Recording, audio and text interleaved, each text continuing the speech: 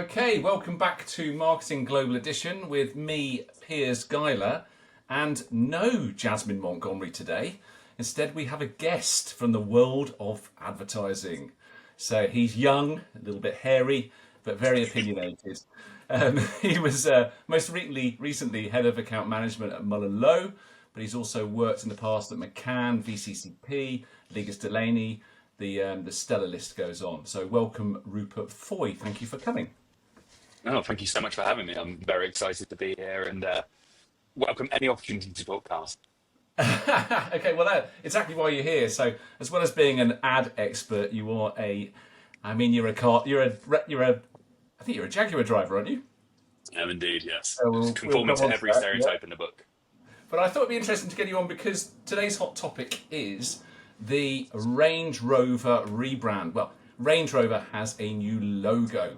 It is, it's in my mind, it is sleek, minimal, but it is raising a few eyebrows.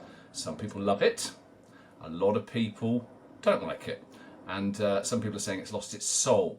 So, is it genius or is it generic? Well, I think as a starter, it's good to look at Jaguar Land Rover or JLR in a whole capacity, because whilst I think very publicly last year we all saw Jaguar's reach to attract a new audience and kind of shift off the shackles of convention and tradition, it's not been met without controversy. Debate, wasn't it? It was all you could see on LinkedIn, and I did wade in on this just with the dog in the fight, or the cat in the fight, driving a Jaguar myself. I mean, and also one of the things that I think we talked very briefly before the podcast about media and perception of media, and how it became a bit of a baying for blood. I know the Daily Mail, I was sent it by a family member, about the creative agency being sacked. So I did a bit of digging into that, and obviously, so Spark 44 was founded as the Jaguar Land Rover kind of in-house agency, and then was acquired by Accenture Song. And they are still under contract until next year, so they'll do the Jaguar Land Rover advertising. However, they will be looking for a new creative partner. So whether that's connected to the much publicised launch, or is it just time? If you're serving just one client, could be the way. So it's a bit of murky waters. I won't go into it too much. But I did also do a little bit of digging around kind of sales figures around Range Rover, just to give us a bit of a grounding as to where we are. So the Range Rover, the Range Rover Sport, and the new Defender have been responsible for nearly 70% of all sales of Jaguar Land Rover in the last year. Nearly 70%. We're sitting at 67.88, which I think is round her up. But it is really interesting because these are iconic cars. I think they've done fantastically well with the Defender coming through. I also did a bit of digging into their financial records from last year. And so we have the rebrand for Jaguar that came in November 2024. But as of March 31st, 2024, Jaguar are up nearly 40% in sales. So just on the media side of things, I think there is a huge desire for kind of sensationalism. I think Jaguar were doing perfectly well. And yes, they probably needed a bit of a rebrand and a restructure. And I think this Range Rover one's more of a gentle one. But... it's a sign of the times. Anyway, and that's absolutely surprising, because it was just when it came out, it's like, is this the end of Jaguar? They need to do something totally radical. That's hence why they did such a defining new ad campaign that got a lot of bad press, actually. But okay. Well, anyway, look. Our debate today is about this new logo that Range Rover has done, and is it a design masterstroke or not? And I'm in favour. I'm totally in favour. I am going to be for this, and I'd be interested to get your point of view, Rupert. But I have a lot of points I want to go through of why I like it.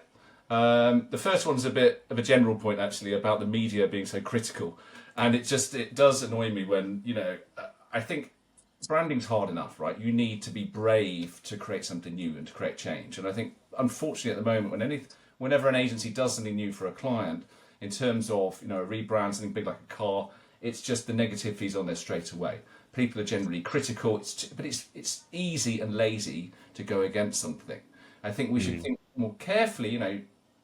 To be different, you've got to be brave. You've got to be. I think we should be more supportive of creativity.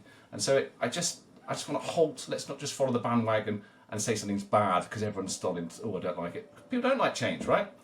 Yeah, I think I take your point on board, and I think media negativity. It's media outlets, it's clickbait, it's all of this side of things. LinkedIn has become a bit of a snake eating its own tail of I want to laud creative, but like you said, it's easier to be negative than positive 9 times out of 10.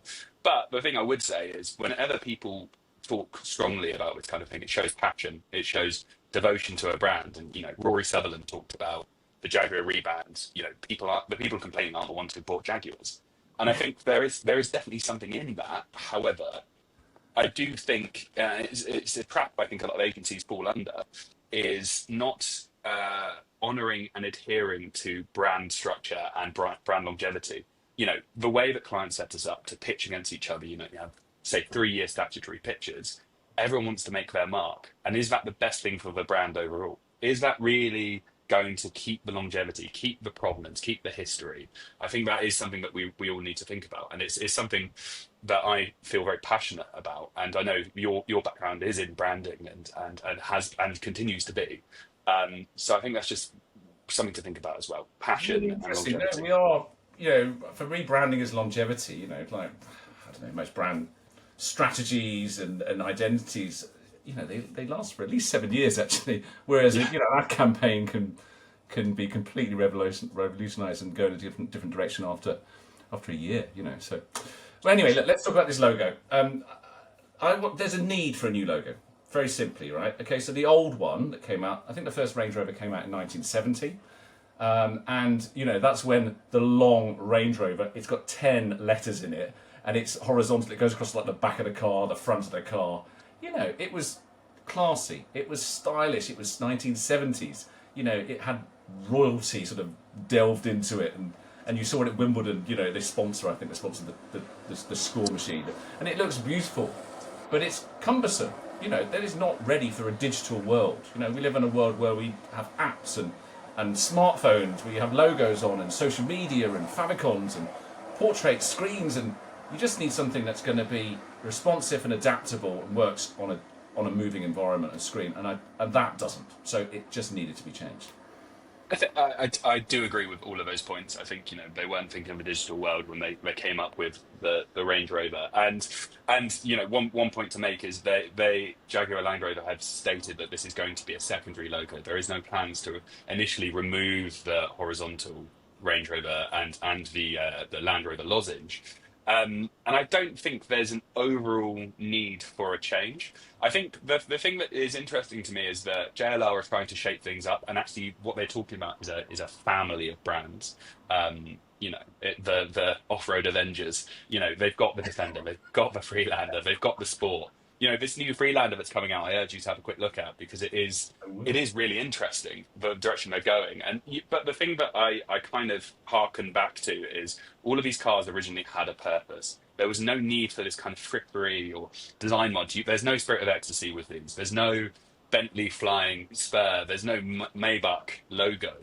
And that's because at the heart of it, these were utilitarian vehicles. Now, obviously, it's changed over the years, and there's a reason people are nicking them in London and no one can get bloody insured in them, because they are a status symbol, first and foremost. But I think forgetting their past and moving away from that is, it was designed with a bit more utilitarianism, a bit more ruggedness. And also something I was going to talk about was the influx of Chinese SUVs that are coming in. In the next 5 years, it's going to sweep the market. They're cheaper, they've got more mod cons, they've got all of this. They're talking about them being more reliable. So I think, holding on to that heritage and that utilitarianism, or that utility, I think there's something in that. It's something that I think Jaguar really missed when they went through this new kind of branding. Is that you've got this amazing brand. You think the new logo? You can say what people have said it looks like, right? What do people say? So the first thing I saw was people say it looks like a sideways seatbelt. So kind of the Let's explain what it is, so anyone doesn't know. It's so Range Rover. They've taken the two R's. They've taken they've put one on the top and flipped the other one, so they meet toe to toe, if you like. One is, or imagine seeing an R in a mirror where the mirror is held at the bottom. So it's just an R on top of each other, upside down, and it's formed this sort of symbol with sort of three gaps in it, I suppose. That does look like sideways seatbelt. Yeah. Although actually, that's quite cruel. When I showed it to my wife, she said it looked like the Balenciaga logo. So you're playing in that luxury fashion world at least.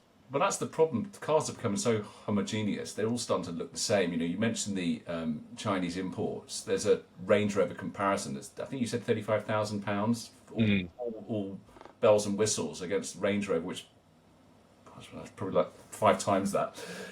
Brands are looking to differentiate themselves through, especially car brands, through different means, like being more lifestyle-y. And you see, what you mentioned, Jaguar earlier. They certainly tried to go down the fashion direction somewhat, I think, and got a lot of trouble for that. But going back to the logo being upside down, the R and R, I think there's only so many things you can do with the two R's. They're trying to find something that fits into a digital space. If you put two R's next to each other, you've got the problem of running into the Rolls-Royce logo. So you are limited. So I think what they've done by flipping one on top of the other is actually really smart, and it creates a nice pattern, which I'll come on to in a moment. For sure. And I think in terms of my only watch out as well is the kind of monogram, the monograms of the luxury world. So your Gucci's, your Louis Vuitton, that kind of thing. That it becomes faux fashion very quickly, and if it's done in a tactical way and suddenly doesn't end up on bags and so on, then it will remain to be seen. You've hit my one concern. So I think what they've done is they're using the upside down R's as this symbol, and they're using it as a pattern, which I think is really exciting, because it becomes a brand language that can be applied to materials like seating. It can be applied to metal, like the grille of a car. You can see it in different ways coming through physically on the actual products, which is lovely. But it does remind me a little bit of the Fendi pattern. Yeah. Which you can dial up or dial down. Very true. They dial it up too much. I think also, as soon as you said the grille side of things, one of the most famous elements of the Land Rover, the original Land Rover, is people would pop the grille off and use it as a grill for their, when they're cooking on a fire and so on. Can you imagine you suddenly end up with a load of steaks with this kind of like Balenciaga-y, BB, red RR side of it? I think you can't. It's really up the heritage. It's like you like the old romance of these brands, don't you? But they've changed so much. The cars are unrecognisable from the days of being utility vehicles. They are now, as you say, they're status symbols, and they're hundreds of thousands of dollars. Yeah, 100%. And it was quite interesting. Again, doing a bit of digging. So, are you aware of Jerry McGovern? So he's the chief creative officer of JLR. I am indeed. He was very outspoken. He spearheaded Range Rover's kind of renaissance, and also the new Defender. And there's a quote here, so I thought it was quite interesting, where he said, "Beauty is highly desirable, but simplicity and usefulness are the overwhelming fashion of our age. Just because it's beautiful doesn't mean it's useful." So I think that's quite interesting in context to what we just talked about. I mean, he's going back to the Bauhaus movement of form follows function, isn't he? That's quite interesting. Exactly. I love that. Okay. So look, you've worried me a little bit with the pattern, but overall I'm in favour of this logo, and I get the fact that it's not. I love the fact, that they're going to keep the big horizontal 70s logo on the cars, but they are using this for more digital means. So that answers my question for their need, right? But overall, what is your conclusion to this short debate that we're having? I'm for it. Have I swayed you or not? I think it all remains to be seen, doesn't it? I think it's a bit of a storm in a teacup and kind of LinkedIn bait. It's nowhere near as extreme as Jaguar's rebrand. So I think to give them their due, all the points you've made in terms of making it more modern, you're not going to be able to see the full Range Rover horizontal on your Apple Watch when you inevitably have to use it to unlock your car. So watch. Yes. Oh, yeah, exactly. You just end up with something halfway down your arm. I think, So I think you've made a very good argument for the modernity, and I think moving forwards. But But again, I just urge people to hold on to their heritage and think about it from a brand long term, because there's only so far you can push it away from the origins before you become something, like you say, homogenous. It's at the end of the day, it's the square box on wheels, and there's only so much you can do with it. So you need that passion and that brand kind of salience as well. Well, it's lovely to hear that from an ad man rather than the brand man. So I appreciate that very much. Rupert, thank you very much for agreeing to join as our guest this week, and I think we'll have you along again if that's all right. So absolute pleasure. Brilliant. Okay, so it's thanks and bye-bye from me, Piers, and over to you, Rupert. Thanks so much for having me, and looking forward to it. And it's goodbye from me. All right, thanks very much. Thanks. Bye-bye. Cheers. Bye. Marketing Global Edition is sponsored by 𝐕𝐢𝐿𝐴𝐷𝐶, the ad generator for small businesses that serves you effective and affordable ads in seconds. And by 7 Brands, the international advertising and branding agency that has worked with clients around the world from Coca-Cola to Facebook.